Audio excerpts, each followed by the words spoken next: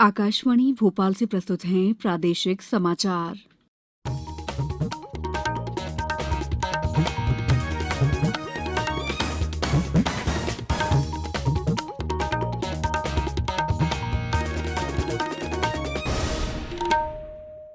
नमस्कार, समाचारों के साथ मैं दीपा सिंह।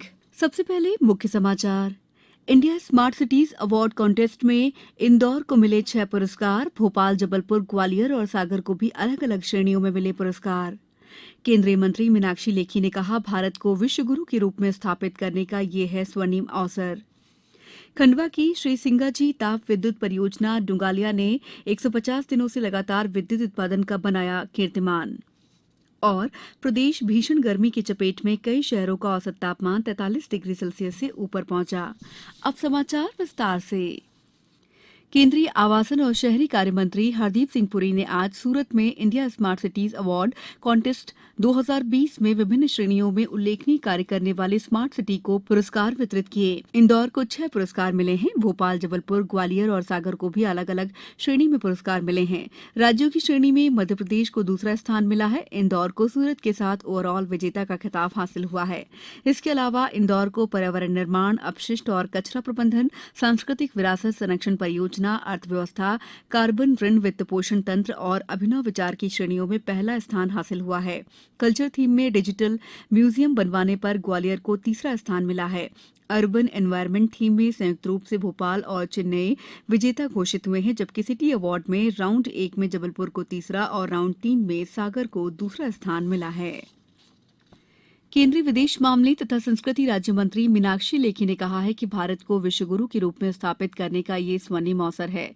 इस उद्देश्य को प्राप्त करने के लिए युवाओं को भारत के स्वर्णिम इतिहास से परिचय करवाया जाना आवश्यक है। सुश्री लेखी विश्व धरोहर दिवस पर आज भोपाल में रविन्द्र भवन सभागार में एक दिवसीय परिसंवाद को संबोधित कर रही थी। परिसंवाद का आयोजन संचालनालय, पुरातत्व अभिलेखागार और संग्रहालय तथा सुराज संस्थान द्वारा सुरेश मिश्र फाउंडेशन के सहयोग से किया गया था। उन्होंने संचालनालय, पुरातत्व और राष्ट्रीय सेवा योजना द्वारा कार्यक्रम स्थल पर लगाए गए स्टॉल्स का अवलोकन किया। प्रमुख सचिव संस्कृति और पर्यटन शिवशेखर शुक्ला ने परिसंवाद के उद्देश्यों पर प्रकाश डाला। परिसंवाद में केके मोहम्मद, कपिल तिवारी, प्रियंका मिश्र और विजय मनोहर तिवारी ने धरोहरों के महत्व और उनके संरक्षण पर केंद्रित विचार रखे। सुश्री लेखी ने सांची के भ्रमण के दौरान Udayagiri the glorious caves of Vidisha पुस्तिका का विमोचन किया। उन्होंने कहा कि भारतीय अधिक से अधिक अपने स्थलों का भ्रमण करें। तो आज वर्ल्ड हेरिटेज दिन भी है, वो हम सबका कर्तव्य है और इससे अपने आप को गौरवान्वित महसूस करना, इसके साथ अपना जुड़ाव रखना, ये हम सबका कर्तव्य है। देश दुनिया से तो लोग आते ही हैं, लेकिन भारतीय अधिक से अधिक अपने स्थलों पर जाएं, अपने पूर्वजों के किए हुए काम को सम्मान दें, देश का मान बढ़ाएं, ताकि आने वाला भविष्य जो है अपनी संस्कृति और सभ्यता से जुड़ा रहे।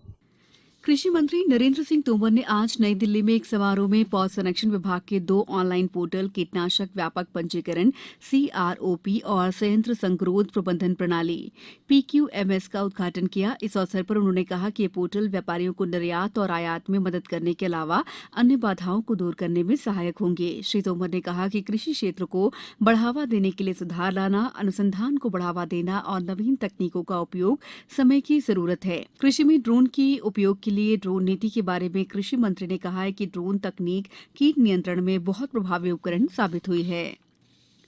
अंग्रेजों के खिलाफ प्रथम स्वतंत्रता आंदोलन के नायक अमर शहीद तात्या टोपे को आज उनके बलिदान दिवस पर शिवपुरी में श्रद्धांजलि दी गई।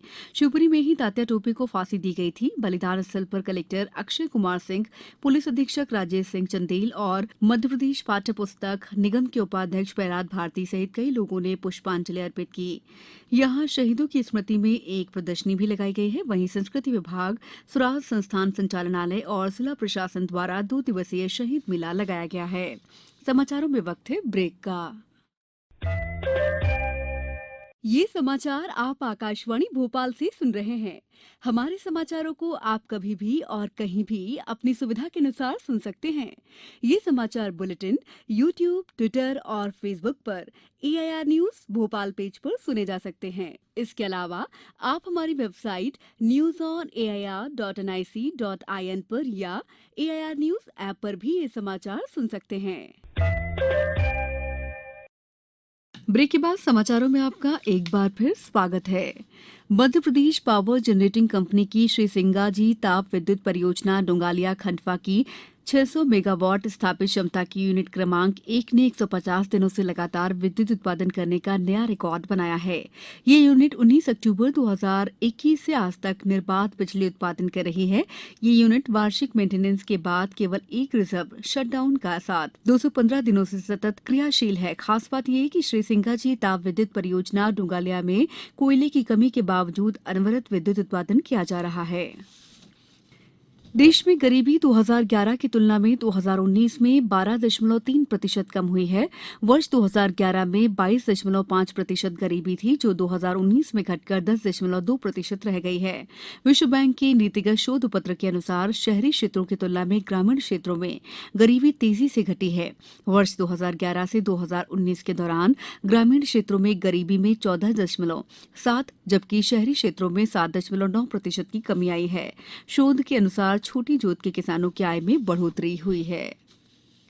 प्रदेश में इन दिनों भीषण गर्मी पड़ रही है। राजधानी भोपाल समेत पूरा प्रदेश तप रहा है। प्रदेश का सर्वाधिक तापमान 44 डिग्री सेल्सियस आज खजुराहो, नौगांव और दतिया में दर्ज किया गया। राज्य के 29 शहरों में बीते एक सप्ताह से अधिकतम तापमान 43 से 44 डिग्री के आसपास बना हुआ है। सीहोर सहित कई शहर लू की चपेट में हैं। मौसम विभाग के अनुसार छतरपुर, टीकमगढ़, निवाड़ी, दमोह, सतना, रीवा, ग्वालियर, दतिया, भिंड, रतलाम, राजगढ़, खंडवा और खरगोन जिलों में लू चलने की आशंका है। स्वास्थ्य विभाग ने भी लू से बचने के लिए जन सामान्य को ज्यादा समय तक घर में रहने और अनावश्यक बाहर नहीं निकलने की सलाह दी है। अब कुछ समाचार संक्षेप में। स्वच्छता सर्वेक्षण 2022 के अंतर्गत देवास शहर में सफाई के साथ साथ पर्यावरण संरक्षण की दिशा में भी कार्य हो रहे हैं। विधायक देवेंद्र वर्मा ने बताया कि मुख्यमंत्री ने खंडवा शहर में अधोसंरचनागत विकास कार्यों, ठोस अपशिष्ट प्रबंधन और जल प्रदाय तथा सीवरेज के कार्यों के लिए 4,05,65,000 रुपए प्रदान किए गए हैं।